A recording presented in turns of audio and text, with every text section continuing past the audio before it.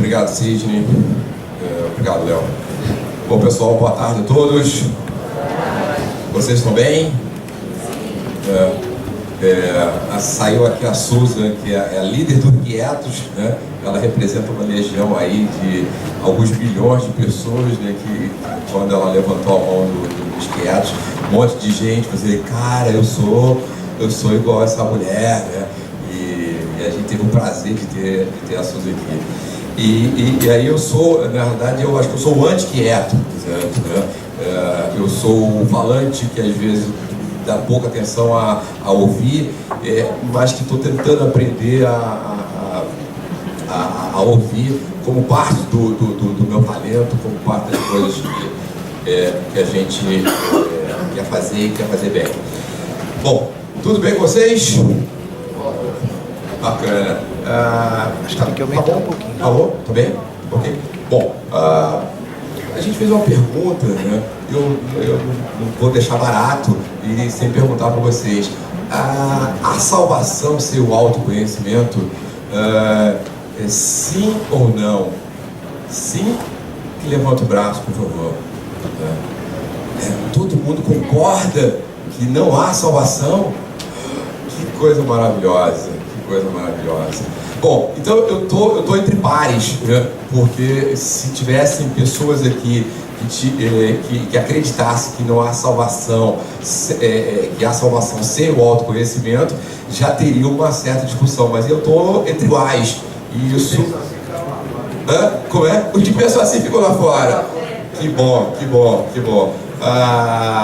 Bom, mas então a gente vai ter que criar alguns mecanismos de tentar trazê-los para cá, ou melhor, que a gente consiga fazer com que cada um de vocês pegue essas pessoas que não acreditam no autoconhecimento como elemento de salvação e consiga reverter esse jogo, né? Então eu acho que essa coisa da gente poder multiplicar, da gente transferir, da gente poder avançar. Naturalmente, quando eu fiz a pergunta, né, a salvação sem o autoconhecimento, primeiro que essa palavra salvação, ela é muito impactante, ela é muito forte, né? E naturalmente ela remete a uma coisa que não deveria, em tese ela remete a uma coisa que não deveria, mas que alguma das pessoas, é possível que a gente tenha algumas pessoas aqui que também tenham feito essa analogia, que a salvação como alguma coisa religiosa. Eu vejo a salvação como alguma coisa religiosa. E de fato a palavra ela não tem esse caráter, né? Salvação é salvar-se, né? É continuar vivo, né? E aí neste caso o conceito que nós trabalhamos da palavra, o que seria sinônimo para a gente da palavra salvação, no fundo há sucesso verdadeiro, constante, profícuo, assim, contínuo, sem o autoconhecimento. Então, no fundo, o título da palestra é há sucesso sem o autoconhecimento, né? Sucesso de verdade, aquele sucesso que a gente faz com prazer, que a gente deixa alguma coisa para as pessoas, que a gente agrega valor para a gente, né? E agrega valor para o próximo. Então o conceito da palavra salvação vem daí. Mas antes da gente avançar, e eu acho que essa reflexão ela é interessante, né? E a gente vai continuar fora do caminho religioso, mas eu vou citar duas reflexões que eu vi muito recente e que a gente, de alguma forma, na Italent, a gente está levantando essa coisa do autoconhecimento como a nossa bandeira, como o nosso credo, como a nossa missão, que não tem nada de religioso, absolutamente nada de religioso. Mas a gente foi lá na religião para ver dois mantras, né, interessantes. O primeiro mantra era da Igreja Católica, que ela dizia o seguinte: não há salvação fora da Igreja, né? Então, esse é o mantra da Igreja Católica, e esse mantra permaneceu durante muitos anos. Depois, eu, assim, né, num ato contínuo, estava fazendo uma série de leituras religiosas e lia a biografia do Kardec. E aí, novamente, eu me deparo com uma outra coisa muito interessante, e é provável que a gente tenha kardecistas aqui, espíritas aqui, e é muito interessante essa coisa do Kardec. Eu não sou espírita, mas é muito interessante, quando ele diz o seguinte, não há salvação fora, alguém pode me ajudar? Da caridade. Sim, a moça saiu. E ele dizia exatamente o seguinte: não há salvação fora da caridade. Porque ele entendia que se para você ir para os planetas evoluídos, você deveria ser uma pessoa caridosa, e ao ser caridoso, você estaria, vamos chamar, criando créditos e evoluindo como pessoa e avançando. E por incrível que pareça, de fato, os espíritas é uma força absolutamente fantástica de caridade. O que os caras fazem é algo impressionante. Mas aí, voltando para o nosso a salvação sem o conhecimento, porque a gente acredita verdadeiramente, e esse é o nosso ponto de reflexão, que cada uma das pessoas deveriam olhar com muita profundidade para si. Olhar com muita profundidade para si, porque na hora em que eu entendo qual é a minha natureza, como é que eu funciono, como é que eu me motivo, como é que eu me estimulo com as coisas, como é que eu me alimento, o que me faz bem, né? Então, se eu me perguntasse isso verdadeiramente, de maneira muito profunda, provavelmente eu estaria entrando no mundo do autoconhecimento, né? E o que a gente vê muito na prática é um processo de fora para dentro. Na verdade, os jovens, vocês devem ter feito essa pergunta, os filhos de vocês fazem essa pergunta, é o seguinte: qual é a profissão que está dando mais dinheiro? Né? Quando você está perguntando isso, você está perguntando o seguinte, não é algo que está dentro de você, certo? Mas é algo que está lá fora, que por dinheiro eu vou me obrigar a fazer. É como se eu fosse um equipamento capaz de me ajustar a qualquer coisa, a qualquer circunstância, a qualquer situação. E isso é uma inverdade. Mesmo que a gente, de fato, consiga essa capacidade de se aguentar, de se ajustar. Mesmo que a gente consiga essa capacidade de se ajustar, a grande questão que a gente tem que se perguntar é o seguinte: qual é o custo que isso está me trazendo? Qual é a conta que eu vou ter que pagar no curto, eventualmente no médio ou no longo prazo? Porque não é a questão, às vezes no momento você até consegue fazer, mas depois a história ela tem um outro preço. Bom, eu queria, na realidade, tentar dividir, tentar o máximo objetivo. Eu tento sempre a falar mais do que devo. Eu vou tentar falar um pouco menos hoje, para a gente tentar trocar ideias no final da palestra, né, para que a gente possa conversar um pouco no final da palestra. Mas eu queria contar 3 histórias para vocês, antes de efetivamente a gente começar aqui uma reflexão um pouco mais, com alguns conceitos, com algumas reflexões mais profundas. A primeira, e todas 3 ligadas com a importância do autoconhecimento, né? Eu vou contar uma história profissional, vou contar uma história relacional, né, de pessoas, e vou contar uma história entre pais e filhos. A primeira é o seguinte: nós tínhamos uma empresa cliente, aliás, essa situação ela ocorre com alguma frequência, mas essa era uma situação realmente crítica, de um diretor que ia ser demitido porque estava tendo um comportamento completamente inadequado àquilo que a empresa esperava dele. Bom, e aí, como último recurso, a empresa pediu que a gente ajudasse no processo, e a gente entrou na história. Quando a gente entrou na história, a gente especificou lá o cargo, então a gente entendeu bem o cargo dele e aplicamos um perfil nele. E aí o que a gente viu? Tinha uma coisa absolutamente fantástica. No nosso relatório indicava que o perfil comportamental dele era exatamente o perfil do que o cargo necessitava. Veja, estranho, porque a empresa está pronta de demitir, o cara não presta, não serve para nada, e péssimo, e o perfil estrutural dele batia exatamente com o que o cargo pedia. Mas o perfil adaptado, ou seja, aquele perfil que o indivíduo pratica no dia a dia, estava absolutamente invertido. Então eu olhei aquele gráfico, aquela situação, analisei o quadro antes de ter um contato com a pessoa, e aí tive um contato com esse executivo. E aí, quando eu estou conversando com ele, o que a gente viu? A gente viu que ele na percepção dele, né, porque ele foi no entendimento dele, aí a organização não disse para ele, mas ele entendia que tinha que ter um comportamento que era exatamente aquele que ele estava tendo, que era o comportamento que a empresa não queria que ele tivesse. Veja, ele estava tentando ser alguém que a empresa não queria que ele quisesse, e por conta disso ele ia ser demitido. E aí eu falei assim, e aí, quando essa coisa ficou clara, e eu mostrei isso para ele, e que no fundo, ele precisava ser ele para desempenhar o papel dele e, consequentemente, a coisa acontecer. E foi exatamente o que aconteceu, né? Ou seja, no momento que ele passou a ser ele, porque ele estava representando um papel no qual ele não tinha a menor característica, né? Consequentemente, ele estava sendo alguém que não era, para uma situação que não devia, numa empresa que não queria daquela maneira. Então veja, o quanto o autoconhecimento dele, a respeito dele, seria importante nesse processo, e o quanto o próprio conhecimento do cargo dele e o casamento disso. Ou seja, por um triz esse indivíduo não é demitido, e numa circunstância completamente, quase que inacreditável, quase que esquizofrênica, porque o cara estava sendo alguém que não deveria ser.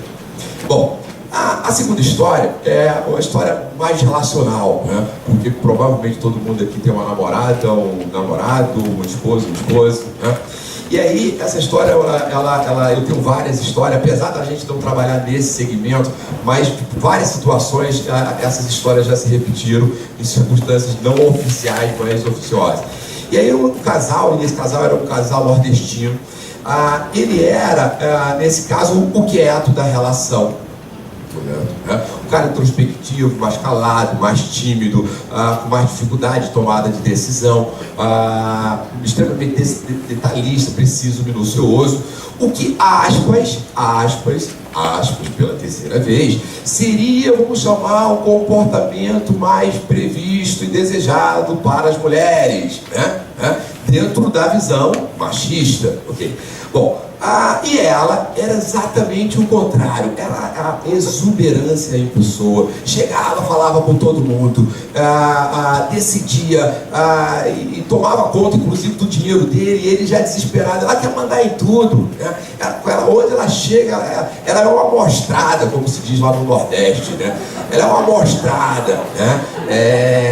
Ela se mete em tudo, Jorge é uma amostrada. E aí o que acontece? E aí ela achava ele o quê? O frouxo, certo? E ela meio que não colocava o frouxo, mas todos os sinônimos eram o frouxo, o devagar, o paradão, o que não decide, se a gente tem alguma coisa porque eu fui atrás, né? E aí o que acontece? Mas os dois, e aí antes de começar o processo eu perguntei o seguinte: vocês se amam? Porque se não se amar, meu amigo, esquece, né? Porque o bicho não vai funcionar. Mas se amar, eu acho que eu posso ajudar vocês. E aí o que eu mostrei? Porque no fundo, ela achava que ele fazia aquilo de pirraça com ela. Ou seja, ele não decidia, ele ficava sendo devagar, né? Para exatamente fazer o contrário que ela queria. E aí quando a gente levou essas duas pessoas a ele entender que tinha ele aquelas características e a ela entender que ela tinha aquelas características e que ambos poderiam tirar o melhor dessa relação, né? A relação entre eles mudou completamente. Porque cada um passou a não achar e ver os erros do outro, mas entender o que cada um tinha de mais positivo. Então veja, autoconhecimento, né? Autoconhecimento do casal, né? Talvez algumas pessoas comecem a se perguntar o seguinte: cara, eu preciso fazer o meu Disc Talent urgente, né? Aplicar, vou chegar em casa, vou aplicar nela, vou aplicar nele. Bom, a terceira história é uma história um pouco mais crítica, é uma história que me impactou profundamente. E ela aconteceu da seguinte maneira: eu estava sentado com o presidente de uma grande empresa nacional, E ele começou a ler o relatório dele e começou a fazer algumas perguntas, e mais perguntas, e mais perguntas.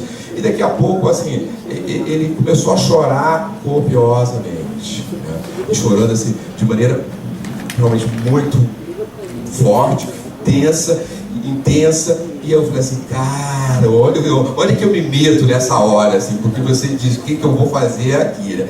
Deixei ele respirar, deixei o tempo um pouco a coisa se tranquilizar um pouco mais. E aí, quando ele começou a se retomar e a se recompor, e a gente começou a conversar, ele me conta uma história absolutamente crítica, história absolutamente fantástica, né? E que para mim hoje, até hoje, essa história já tem vários anos, até hoje me impacta profundamente.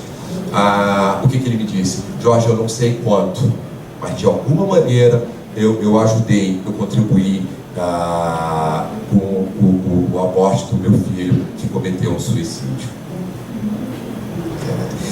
E aí, para entender, e aí eu vou falar em especial para os altos dominantes aqui, são as pessoas diretas, agressivas, bravadoras, voltadas para resultados, porque um cara como ele, e aí tem que entender um pouco a história, ele tinha vindo absolutamente do nada, conseguiu ser uma pessoa de absolutamente sucesso, e olhava para o filho e não via, e ele dizia o seguinte, poxa, ele tem 100 vezes mais do que eu, 1000 vezes mais condições do que eu dou todo apoio, eu dou toda a estrutura, isso, aquilo, e por que essa pessoa não se desenvolve? Não se desenvolve porque ele é uma outra pessoa, né? Ele é formado por um outro comportamento, ele tem um outro talento, ele tem um outro legado para o mundo, né? E ele não conseguia perceber isso, né? Então ele, de maneira inconsciente, e ele não sabe exatamente quanto, mas pressionou, naturalmente com uma série de outras coisas. Mas o fato é que naquele momento ele viu o seguinte, eu não sei quanto, mas pressionei excessivamente o meu filho, e que provavelmente com outros motivos fizeram com que ele tomasse a decisão extremamente dramática. Bom, o que acontece aqui? Falta de autoconhecimento. E nesse caso, assim, uma situação absolutamente impactante que não tem volta. Tá? Bom,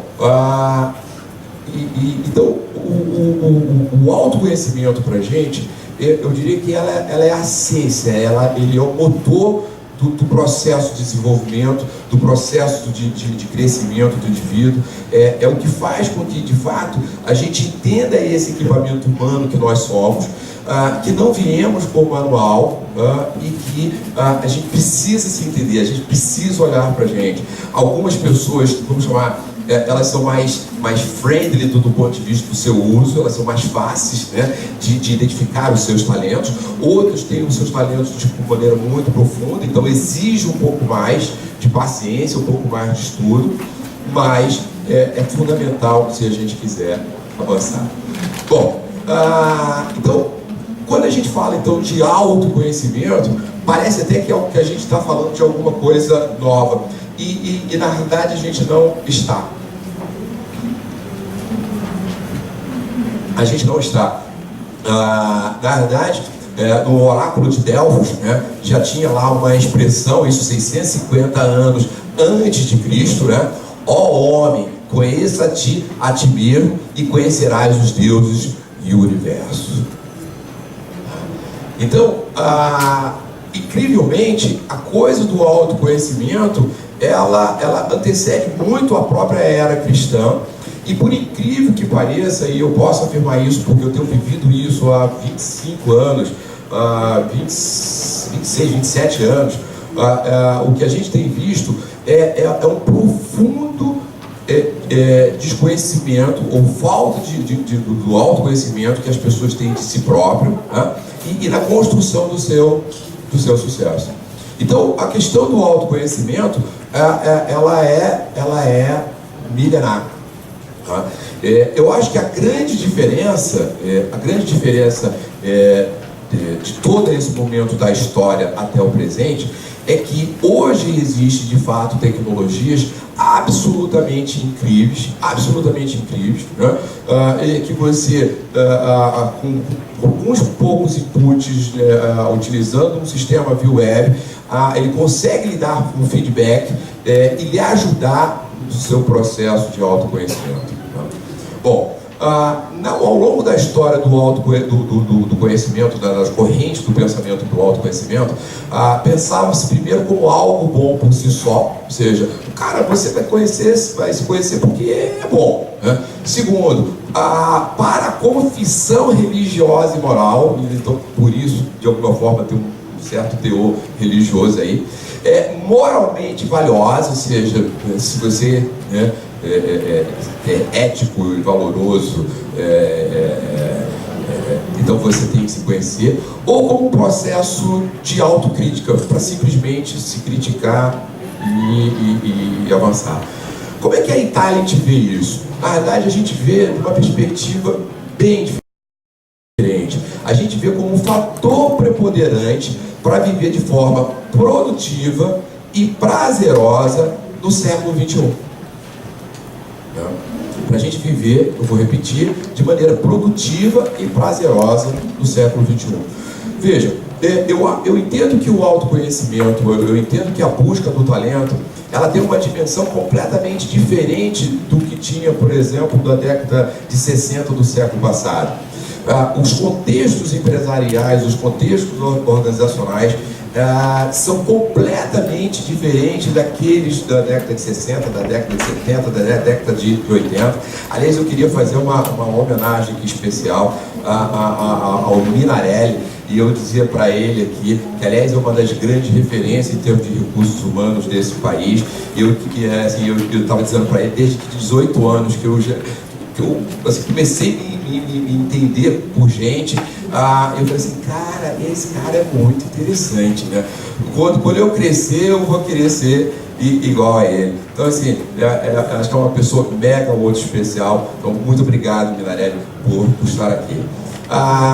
Então,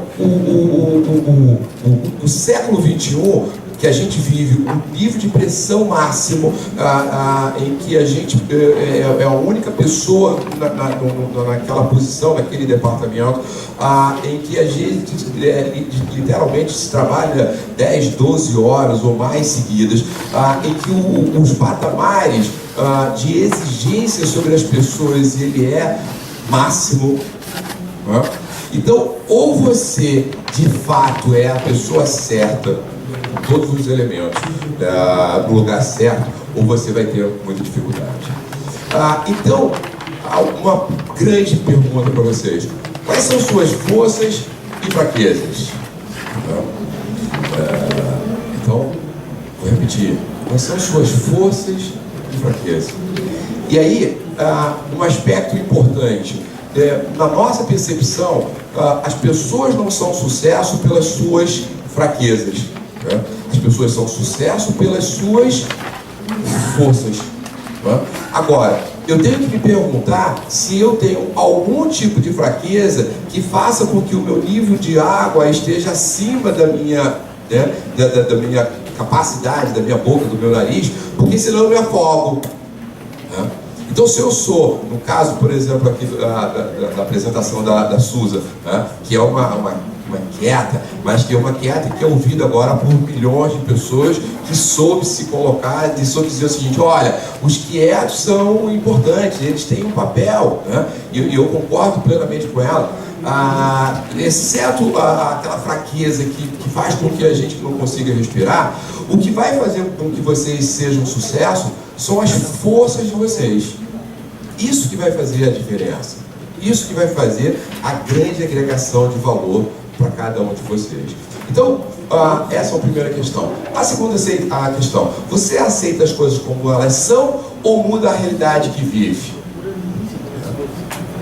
Então, o processo de autoconhecimento, ele pode me colocar em situações em que eu sou exigido para mudar realidade. E se eu não sou aquela pessoa que é capaz de mudar a realidade, eu vou me sentir pressionado, eu vou me sentir mal e eu não vou conseguir avançar. Se eu sou a pessoa que muda a realidade, então eu posso ser o desbravador dentro desse processo. A gente tem colocado muito, normalmente, os dois tipos de perfis extremos, né, que a gente chama de perfis, assim, os dois extremos. De um lado, os dominantes, direto, agressivos, desbravadores, voltados para resultados. Eles se amam, se adoram, eles se acham assim, os the best, né? Por outro lado, os detalhistas, precisos, minuciosos, conformes, seguidores de regras, também se acham os the best, né? E a grande brincadeira que a gente tem dito para as pessoas é o seguinte: quanto mais the best o indivíduo se acha, mais the besta ele é. Porque o the best não está na individualidade, o the best está no time, está na complementariedade, está em compor com as pessoas, está nas relações. A grande transformação que o mundo viveu a partir do século XVII, XVIII, foi essa coisa chamada empresa. Porque até então existia o artesão que trabalhava sozinho. Agora, quando se juntou 2, 3, 4 pessoas, não para fazer as mesmas coisas, mas para se complementarem e conseguir produzir 10, 20, 30, 40, 100 vezes, 1000 vezes mais do que quando eles estavam trabalhando sozinho, essa foi a grande transformação do mundo. E essa é a transformação do time. É saber quem eu sou, saber quem o outro é, saber tirar o máximo de positivo que o outro tem e não o contrário. E o que frequentemente acontece, a gente faz exatamente o contrário. A gente fica muito lá pentelhando, né, o que o outro tem de pior e pisando ali e não fazendo melhor. Depois, você valoriza os relacionamentos ou é mais individualista, introspectivo e, nesse caso, quieto? Então, aonde eu vou sentir mais prazer? Então, isso me ajuda a me posicionar na vida perante as coisas, a minha formação e aonde eu vou ter sucesso. Você é assertivo na comunicação ou tende a ser mais amistoso?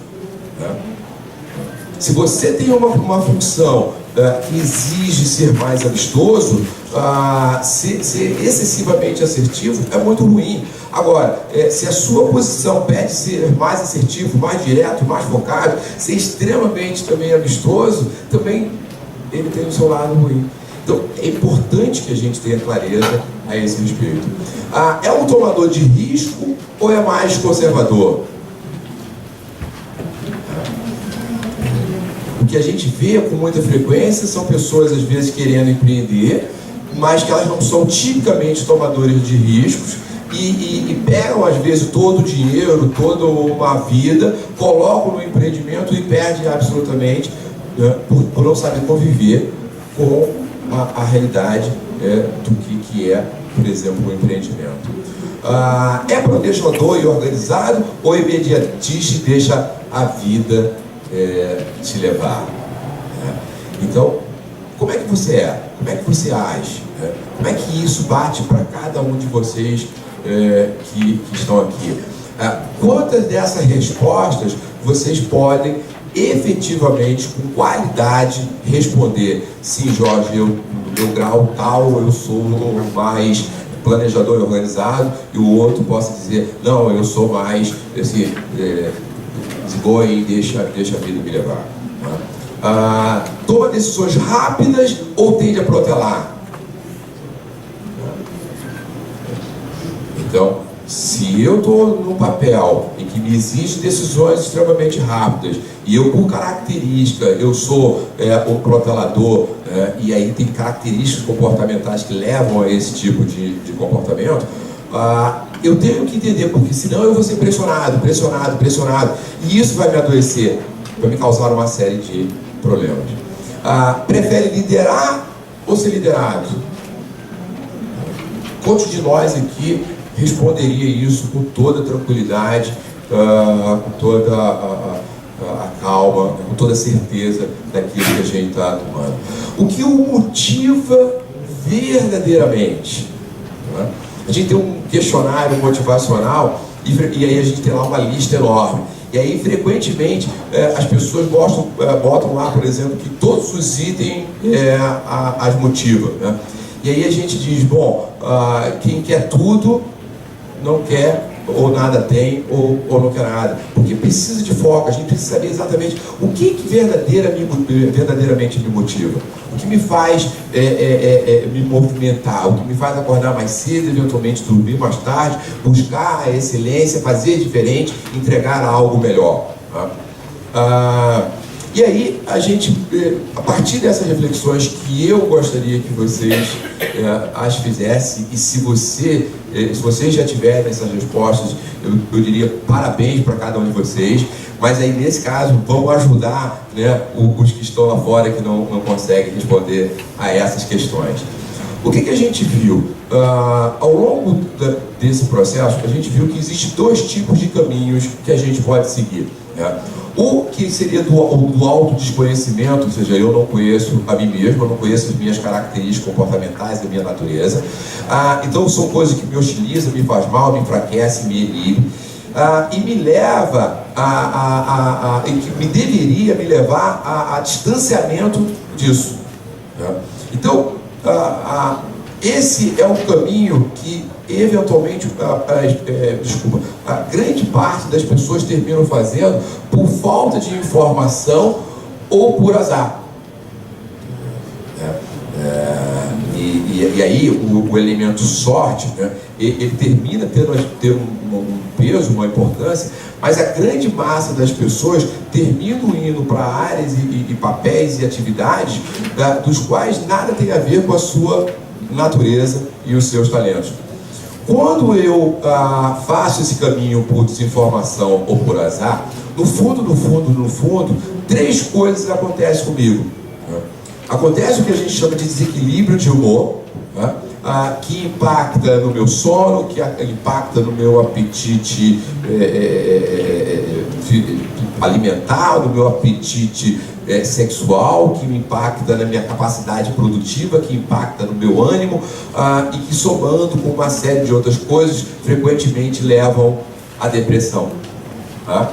E aí é importante a gente poder avaliar o seguinte: qual é a possibilidade, por exemplo, de um de vocês aqui nessa sala está com desequilíbrio de humor, e que mesmo você fazendo todos os esforços possíveis e imagináveis, aquilo está lhe puxando para baixo. Por quê? Porque o seu organismo não está funcionando como deveria. Ou seja, isso pode ser uma coisa absolutamente circunstancial, mas frequentemente ele é oriundo de toda uma história de caminhar por áreas que lhe enfraqueceram, que lhe desestimularam, que não o apoiaram, que não fizeram você crescer. O outro elemento que a gente coloca, né, muito fortemente, é a inadequação comportamental. Então, se eu tenho uma atividade detalhista, preciso, minuciosa, que requer planejamento e organização, e eu sou uma pessoa direta, agressiva, desbravadora e voltado para resultados, no fundo, todos os meus talentos, essa empresa está dizendo o seguinte: jogue no lixo que não me interessa. E tudo que eu não... Isso, todos os meus talentos. E tudo que eu não tenho, é exatamente isso que ela vai exigir de mim. Então, a inadequação comportamental é quando eu estou exercendo um papel que é diferente do meu papel da vida. Mas aí eu tenho ouvido com muita frequência as pessoas dizem: poxa, Jorge, mas eu já estou nesse cargo há 5, 6, 10 anos e eu não vou sair daqui. Eu falo assim: essa é uma conta que você vai ter que pagar, certo? E a gente paga ou à vista ou a prazo, né? Então tem coisas que a gente paga à vista e outras a gente paga a prazo. A inadequação comportamental, normalmente a gente paga a prazo. Agora, uma coisa que é fundamental dentro das organizações, a gente vai refletir sobre isso. Tá? Se eu estou dentro de uma empresa, eu tenho que gerar resultados. Então, se eu estou aqui nesse palco, só me resta uma coisa: tentar fazer o melhor nesse meu papel de apresentador. E não importa se eu sou tímido, se eu sou uma pessoa que fala muito baixo, se eu gostaria de trabalhar que está agora apresentando sentado, nada disso importa. O que importa é que todas as pessoas possam viver, que a gente possa ter uma conexão, que a gente possa se olhar e a gente ver, né, que está existindo uma relação e que há uma adequação aqui comportamental.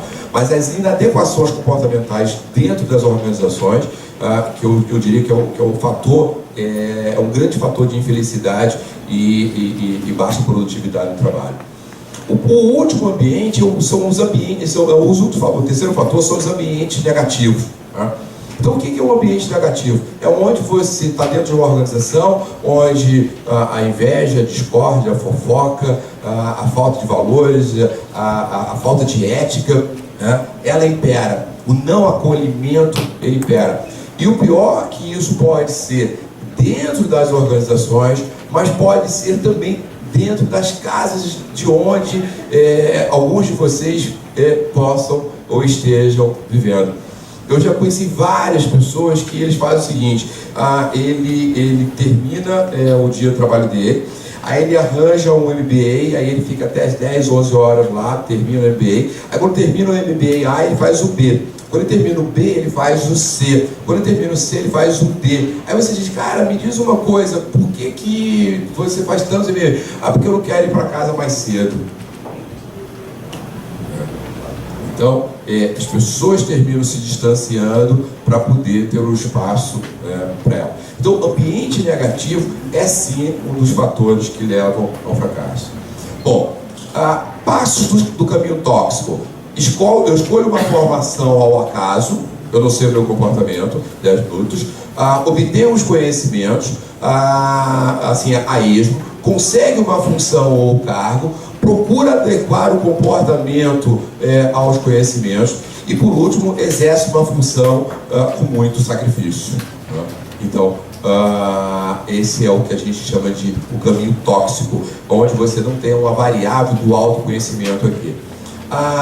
No caminho do que a gente chama da ecologia humana, né, que nesse caso, e aí o que é ecologia humana? A gente criou esse conceito de ecologia humana para ajudar a gente a pensar e ajudar e trazer outras pessoas para pensarem junto com a gente da seguinte maneira. A palavra ecologia é uma palavra muito forte, muito presente, e ela está muito ligada ao habitat onde a gente vive. Mas se a gente perguntar qual é o habitat mais primário nosso, qual vai ser a resposta, pessoal? O habitat primário do indivíduo. O corpo dela. É onde ela habita, onde ela deixa o coração dela, onde ela deixa a alma dela, onde ela deixa os pensamentos dela, né? E aí como é que a gente está se tratando? O que a gente bebe, o que a gente come, o que a gente lê, o que a gente com quem a gente se relaciona, certo? São de maneiras tóxicas ou de maneiras positivas, né? Então, o habitat primário na nossa percepção é o nosso corpo. E não tem nada mais importante. É a única coisa que você não pode dar um replace, né? Ou você não pode trocar, né? O resto, a gente vai até trocar uma partezinha aqui e acolá, botar um botox aqui e acolá, né? Mas, no conjunto, por enquanto, ou a gente trata esse negócio aqui, ou então tá mal. E aí, aquilo que nos acolhe, faz bem, fortalece, estimula, seria exatamente aquelas coisas que nós deveríamos nos aproximar. Tá? E aí, o que nós identificamos? Eu preciso identificar qual é o meu comportamento, e aí ele tem que ser adequado ao cargo que eu estou exercendo. Eu tenho que buscar os conhecimentos. Veja, na hora que eu sei quem eu sou, né? Na hora que eu sei verdadeiramente quem eu sou, eu deveria buscar os conhecimentos adequados para esse chassi, que se chama Jorge Matos. Então, conhecimentos adequados, deveria desenvolver habilidades. Né? Então, veja, e aí a gente tem a seguinte pergunta para vocês: quando uma pessoa gosta do que ela faz, ou seja, quando ela gosta do que ela faz, ela tende a estudar mais e praticar mais, ou o contrário? Hein, pessoal? quando ela gosta do que faz, ela tende a estudar mais e praticar mais. Porque quando ela não gosta, quando o comportamento não é adequado para aquele cargo, ela tende a estudar menos e praticar menos. Essa aqui é a grande verdade. Então, talvez a gente tenha que olhar e rever alguns valores da nossa própria vida. Porque, veja, se eu estou estudando alguma coisa que não tem a ver com a minha natureza, o quanto isso é verdadeiro, o quanto isso me alimenta, o quanto isso me faz bem. Né?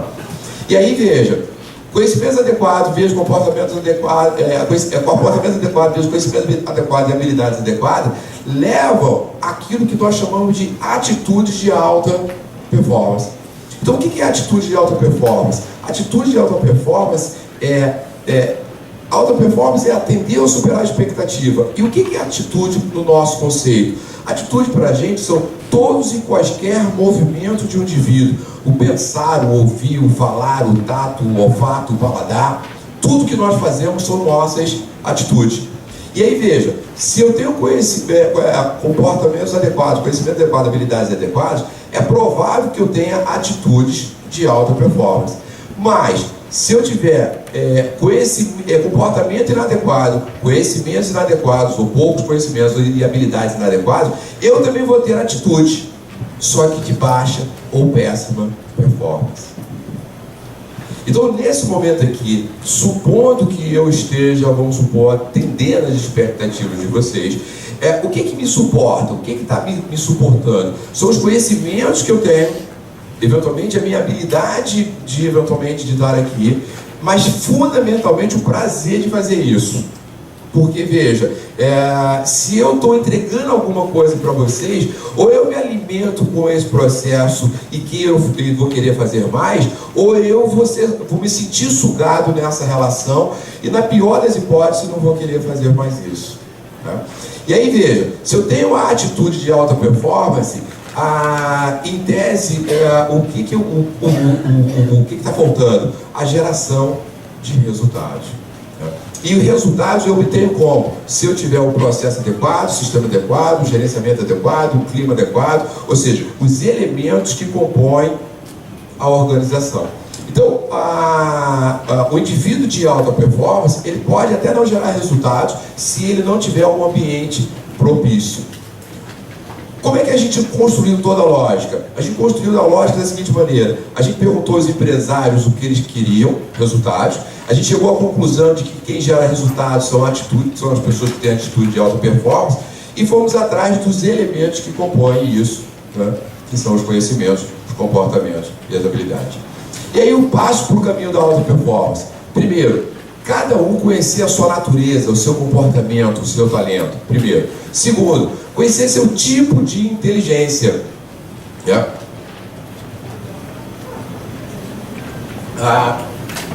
Você é mais matemático, é mais investigativo, é mais artístico? Que tipo de inteligência? Mais linguístico? Que tipo de inteligência é o seu? Terceiro, campo de interesse ou sonho. O meu coração, ele bate aonde? Quando eu vejo alguma coisa, o que me encanta? Né? Esses são os elementos, são os grandes temperos da vida. Ou seja, aquilo que me encanta, o meu tipo de inteligência, ou seja, o que eu mais facilmente eu posso aprender, e aquilo que me dá prazer. O que a gente viu? O tipo de inteligência e o campo de interesse ajuda a definir a formação acadêmica que eu vou fazer. Né? Só que veja, a pergunta que normalmente o jovem faz é: eu vou ser engenheiro, eu vou ser advogado, eu vou ser médico. Ele está preocupado com formação acadêmica, mas as pessoas não vivem nas suas formações acadêmicas, elas vivem nos seus cargos. Tá? E aí, o que a gente viu? Novamente repetindo, o tipo de interesse, o tipo de inteligência e o campo de interesse leva à formação acadêmica, que ajuda a escolher o objeto do cargo, mas não a sua natureza, porque quem define a natureza do cargo são os comportamentos. O que é então, Jorge, objeto do cargo e natureza do cargo? O que a gente entende como objeto do cargo é o seguinte: poxa, se eu fiz engenharia, que é natural que eu trabalhe na engenharia. Agora, o meu comportamento vai definir a natureza. E o que é natureza? Se eu sou um detalhista, preciso e minucioso, eu vou ser um pesquisador, um projetista, um calculista. Agora, se eu sou direto, agressivo, desbravador, persuasivo, é provável que eu seja um vendedor de produto de engenharia, um gestor da área de engenharia. Isso é a natureza do cargo. Então, um define o objeto e o outro define a sua natureza. Para fechar, a salvação, né, ou o sucesso, aliás, temos mais duas telas, compreende em sabermos quem somos verdadeiramente, onde estamos, nosso papel na vida e possuir e seguir um plano de voo, né? Que veja, que precisa ser ajustado, que precisa ser corrigido ao longo do tempo, mas que é fundamental. Eu vejo as pessoas dizendo o seguinte: Jorge, eu não vou fazer meu plano de voo porque as coisas mudam mais rapidamente. Ok, mas quanto mais rapidamente mudam, mais a gente precisa de um plano de voo. Porque se não mudasse, eu não precisaria de um plano de voo. Essa aqui é a grande verdade. E o autoconhecimento funciona primeiro como uma corda. Imagine que cada um de nós, quando a gente deixa lá o segundo grau, termina a universidade e a gente vai para o mercado de trabalho, é como se a gente estivesse entrando no rio. E esse rio vai puxar a gente com uma correnteza muito forte. Então, se você conseguir estender uma corda, ele vai funcionar como uma corda que vai manter você direcionado. Jorge, quer dizer que se eu estou com a corda, eu tenho que chegar de todo jeito naquela posição? Não, lance uma outra corda. Mas é mais fácil você lançar uma outra corda para um outro ponto do que você está sendo levado pela correnteza da vida. Como instrumento de foco, não vou comentar, como fortalecimento para a vida, porque eu acho que faz cada um de nós melhor, com mais forças, para a gente continuar avançando, continuar crescendo, continuar fazendo, até porque o processo de retroalimentação contínua. E por último, como alavanca para o sucesso. Eu disse a vocês que eu ia falar pouco, não consegui. Um beijo no coração de vocês, muito obrigado.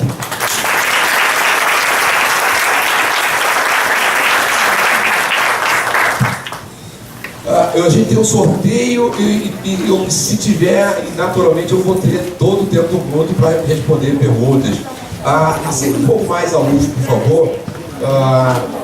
Alguém tem alguma pergunta? Por favor, uma pergunta. Ou não? O microfone. Silvia, oi. Ok.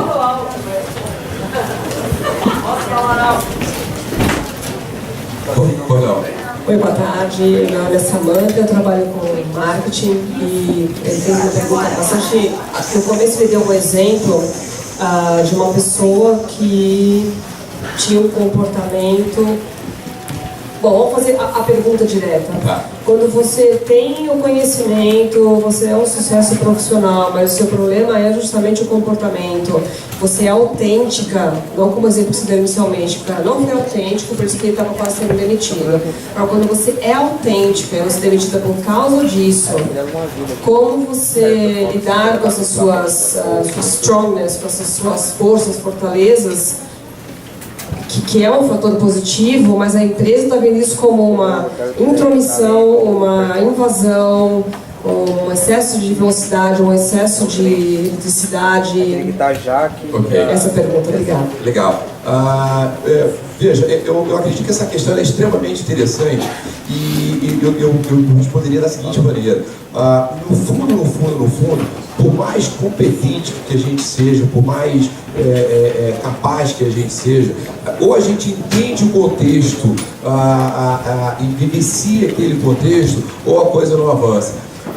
Eu vou contar uma história para você bem rápida. É o seguinte: eu era vice-presidente de uma empresa, fiz um diagnóstico de que uma empresa com 6.000 funcionários ia falir, e então eu fui extremamente competente aos 30 anos no diagnóstico, e 1 ano e meio depois ela faliu, entendeu? Mas eu fui extremamente incompetente em comunicar isso para o presidente. Então é o seguinte: de um lado, eu até me parabenizo pela minha competência de diagnóstico, mas a minha incompetência, veja, estou dando meu depoimento pessoal, a minha incompetência na comunicação, eu fui um desastre, né? É tanto que o presidente foi parar no hospital porque ele achava que a empresa dele era indestrutível e infelizmente não era. Então, na verdade, eu acho que para essa pessoa tem que entender o seguinte: a gente não pode romper excessivamente as coisas, a gente tem que manter uma determinada velocidade. Porque, para finalizar, se você deixa a corda solta demais, ela não toca, mas se você estica demais, ela quebra, né? E o negócio é colocar no tom correto para ter o melhor tom, o melhor som. Pois não? Pois não? Boa tarde. Pois não? Eu acho que a gente está falando aqui, na verdade, para uma plateia de pessoas já formadas, a maioria aqui, eu acredito, e que a gente, de alguma forma, sofre um pouquinho com isso, né? O ponto da vida de se autoconhecer, de chegar. Eu fiquei pensando, na verdade, nos jovens, né? Eu falo que eu tenho um adolescente em casa, então, eu queria que o senhor falasse um pouquinho sobre como é que a gente pode até utilizar esse tipo de ferramenta ou ajudar os jovens. Não falo nem, eu falo por causa própria meu filho, mas para que eles não batam tanta cabeça quanto tantos de nós aqui batemos até achar realmente o que a gente se encaixa. Legal, legal. Bom, ele acho que ele não está aqui agora, mas tem o meu outro filho de 27 anos, né, o Igor, que é assim, minha paixão na minha vida, que trabalha comigo. E que eu tinha inclusive muito medo, porque eu fazia muito isso para filhos de amigos das empresas, e aí eu me perguntava, poxa, será que na hora H eu vou conseguir fazer para o meu, né, casa de ferro, espelho de ferro ou de plástico, de madeira, ou seja o que for. Não, mas eu estou fazendo exatamente um trocadilho, porque eu falei assim, eu vou fazer vou errar, eu não vou fazer a coisa correta, né? E aí, eu diria que é um processo cuidadoso. No fundo, eu acho que a gente tem que estar muito atento a eles, utilizar as tecnologias hoje disponíveis, né? Existe muita coisa hoje disponível, muita coisa bacana, que ajudam nesse processo. Mas, fundamentalmente, eu acho que a pergunta crucial é o seguinte: o que faz você feliz? Eu acho que essa talvez é a essência da coisa. Mas existe um monte de instrumentos e nesse caso, assim, fazendo um pouco plim-plim, a gente pode ajudar muito. Plim-plim. Ok. Algo mais, pessoal? Muito obrigado mais uma vez. Vai fazer a Mariana vai fazer a apresentação aqui dos brindes que a gente tem para vocês. Espero que vocês gostem. Obrigado.